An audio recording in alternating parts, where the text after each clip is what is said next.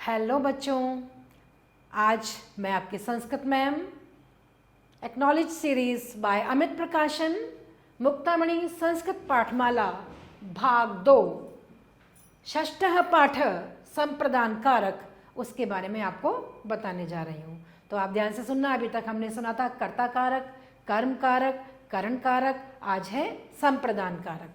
तो उसके बारे में जानते हैं। जिसके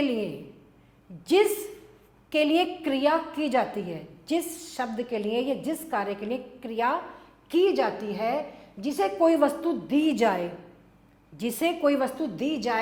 उसे क्या कहते हैं? संप्रदान कारक कहते हैं। उसे क्या कहते हैं? जिसे कोई वस्तु दी जाती है उसे संप्रदान के लिए, संप्रदान का चिन्ह क्या है? के लिए, तो उसे संप्रदान कारक कहते हैं। संप्रदान कारक में बच्चों चतुर्थी विभक्ति होती है। कर्ता कारक में कर्ता ने प्रथमा विभक्ति, कर्म को द्वितीय विभक्ति, करण से फ्रॉम तृतीय विभक्ति और संप्रदान के लिए चतुर्थी विभक्ति। तो जिसे कोई वस्तु दी जाए तो उसे संप्रदान कारक कहते हैं। संप्रदान कारक में चतुर्थी विभक्ति होती है, ये मैंने आपको बताया, अच्छे से याद रखिएगा। सबको अच्छे से याद रखना। कर्ता कारक में प्रथमा विभक्ति, कर्म में द्वितीय विभक्ति, करण कारक में तृतीया विभक्ति और संप्रदान के लिए में चतुर्थी विभक्ति। तो आइए समझते हैं इसमें चतुर्थी विभक्ति का प्रयोग कैसे किया जाता है। देखिए, अम्बा बालाभ्य दुग्धम यच्छति। अम्बा माँ, बालाभ्य लड़कियों को, बाला लड़कियां है ना, बालक नहीं है, लड़के नहीं है। बालाभ्याम दुग्धम दूध, यच्छति माने देती है, माँ लड़कियों को दूध देती है। ठीक है। बालः विद्यायै सुखम त्यजति। लड़का विद्या के लिए, विद्या प्राप्त करने के लिए यानी कि ज्ञान के लिए सुख त्यजति माने छोड़ देता है, सुख छोड़ देता है। माता बालकाय पायसम ददाति। माँ बच्चे को क्या देती है? पायसम क्या होती है? खीर। माँ बच्चे को खीर देती है, दे रही है माँ बच्चे को खीर और बच्चा खीर खा रहा है। पायसम खीर, माँ बच्चे को खीर देती है। फिर है पुस्तकानि ज्ञानाय भवन्ति।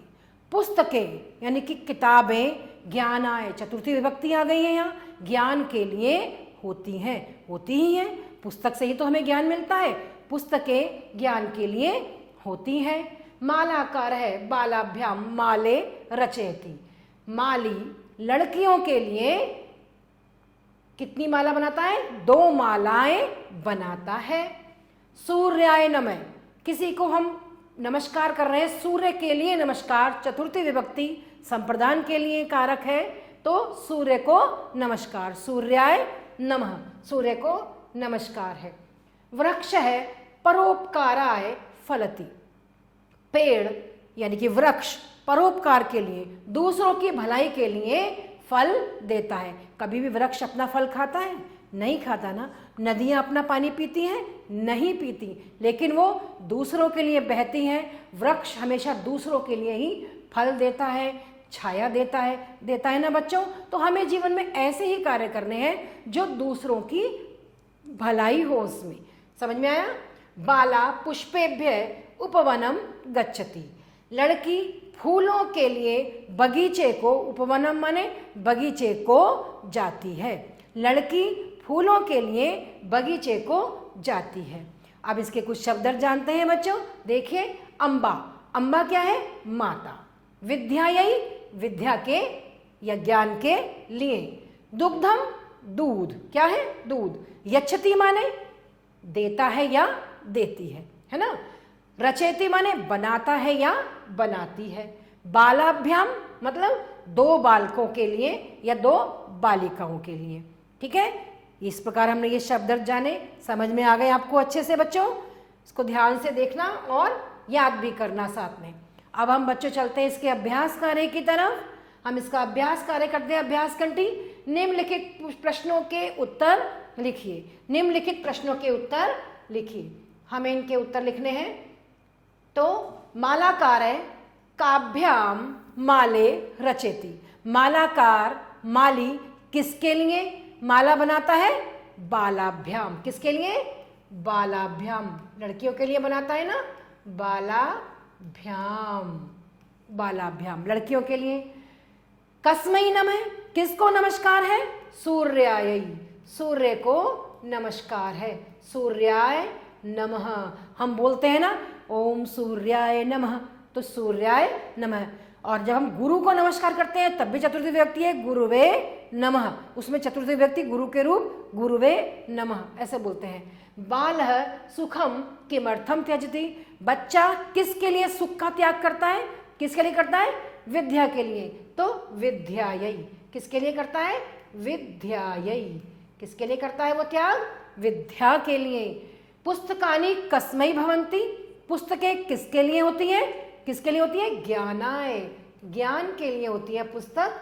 पुस्तक हमेशा हमें ज्ञान प्रदान करती है।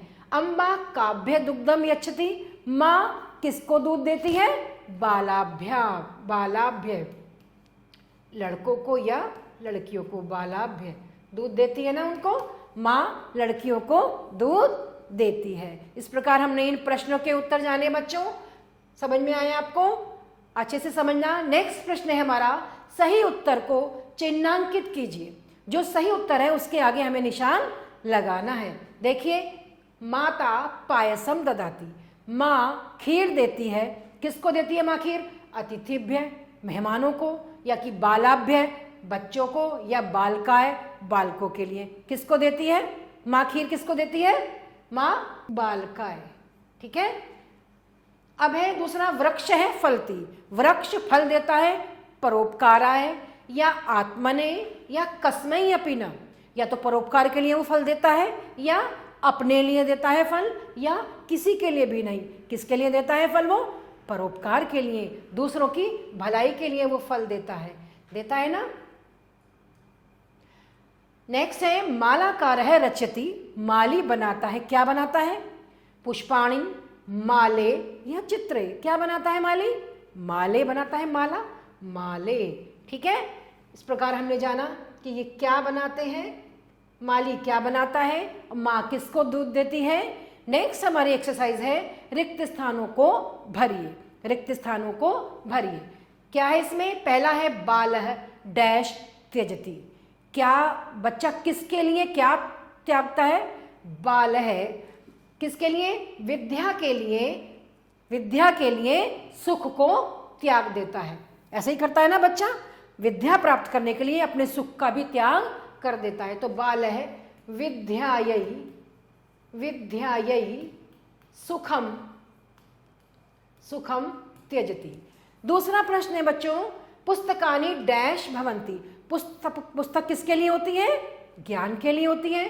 तो चतुर्थी विभक्ति हम यहाँ लगाएंगे क्योंकि हमारा ये चतुर्थी विभक्ति का ही चल रहा है संप्रदान के लिए कारक में ज्ञानाय। तो पुस्तकानि ज्ञानाय भवन्ति, मालाकार है डैश रचति, मालाकार क्या बनाता है? माले, मालाकार है माले रचयति, माला बनाता है। माता बालकाय डैश ददाती, माँ बालकों को क्या देती है? पायसम, क्या देती है? पायसम, माँ बच्चों को खीर देती है। इस प्रकार हमने जाना बच्चों कि यहाँ पर हमें ये पता लग गया कि हमें बच्चा किसके लिए सुख का त्याग करता है, पुस्तक किसके लिए होती है, मालाकार माली क्या बनाता है, और माँ बच्चों को क्या देती है। तो आपने जाना, समझ आया, माँ बच्चों को क्या देती है? खीर, पायसम, राइट। और माली क्या बनाता है? माला बनाता है। और बच्चे किस चीज के लिए त्याग कर देते हैं? किसका? विद्या के लिए सुख का त्याग कर देते हैं, क्योंकि जब आपको कुछ चीज बच्चों प्राप्त करनी होती है तो उसके लिए कुछ चीज तो छोड़नी पड़ेगी। अब आप सोचो आराम से सारे काम हो जाएंगे, ऐसा तो नहीं होता है ना। तो बच्चे भी प्राप्त करने के लिए, विद्या को प्राप्त करने के लिए अपने सुख का त्याग करते हैं। सुख का कैसे त्याग करते हैं? जैसे हमारा आराम का समय हो रहा है तो हमें लगेगा हमें थोड़ा पढ़ लेना चाहिए। आराम तो हम कर लेंगे। जब आप सोचोगे अरे आराम कर लेते हैं, पढ़ते नहीं हैं, तो पढ़ाई नहीं हो पाएगी ना। तो आप किसका त्याग करोगे तब? अपने सुख का। कि नींद जो है वो हमारी, ये हमारा खेलना, ये हमारा कहीं घूमने जाना, ये हमने सुख है हमारे, जिनका अगर हम त्याग कर देंगे तो हमें विद्या प्राप्त हो जाएगी। समझ रहे हो ना बच्चों? अच्छे से समझ में आ रहा है आपको? नेक्स्ट प्रश्न देखिए बच्चों। इस अ स्तंभ से ब स्तंभ के का मिलान करना है कि क्या सही है। ठीक है, आप बताएंगे मुझे मेरे साथ साथ कि आप किससे किसको मिलाएंगे, आपको समझ में आया होगा तो। जैसे कि पहला है निर्धनाय, दूसरा है फलेभ्य, तीसरा है याचकाय, चौथा है सूर्याय, पांचवा है विद्यायै। तो निर्धनाय मतलब निर्धन के लिए, है ना, यही है ना। दूसरा है फलेभ्य यानी कि फलों के लिए, संप्रदान के लिए है, चतुर्थी विभक्ति चल रही है ना। याचकाय यानी कि याचक के लिए, सूर्याय यानी कि सूर्य को, विद्यायै मतलब ज्ञान के लिए। इस प्रकार हमने अ स्तंभ से ब स्तंभ के शब्दों का उचित मिलान किया है, जो आपको समझ आ गया होगा। नेक्स्ट प्रश्न है हमारा, हिंदी में अनुवाद करो। ये कुछ संस्कृत में वाक्य दिए हैं जिनको हमें हिंदी में अनुवाद करना है। पहला है बच्चों, धनिकः याचकाय दुग्धम यच्छति। धनिक यानी कि पैसे वाला मांगने वाले को, याचक के लिए दूध देता है। धनिक याचक के लिए दूध देता है। क्या देता है? दूध देता है। ठीक है। नेक्स्ट है, पुस्तकानि ज्ञानाय भवन्ति। पुस्तकें किसके लिए होती हैं? ज्ञान के लिए होती हैं। तो पुस्तकें ज्ञान के लिए होती हैं। पुस्तकें ज्ञान के लिए होती हैं। किसके लिए होती हैं? ज्ञान के लिए होती है। ठीक है। नेक्स्ट है, बालाः पठनाय आगच्छन्ति। लड़कियां पढ़ने के लिए आती हैं। कौन आती हैं? बालाः यानी कि लड़कियां पढ़ने के लिए आती हैं। पढ़ने के लिए आती हैं। लड़कियां पढ़ने के लिए आती हैं। नेक्स्ट है, व्याघ्र आखेटाय भ्रमति। शिकारी शिकार के लिए घूमता है। क्या है? व्याघ्र शिकारी शिकार के लिए घूमता है। के लिए घूमता है। भ्रमति माने घूमता है। शिकारी शिकार के लिए घूमता है। तो इस प्रकार हमने जाना कि हमने संस्कृत के वाक्यों का हिंदी में अनुवाद किया, और ऐसे ही हमें अनुवाद करना आना चाहिए। और आपको भी मुझे लगता है कि जल्दी समझ में आ जाएगा। और इस प्रकार आज हमने जाना चतुर्थी विभक्ति संप्रदान के लिए के विषय में जाना। अब आगे हम जानेंगे आगे की विभक्ति के बारे में। तब तक के लिए धन्यवाद।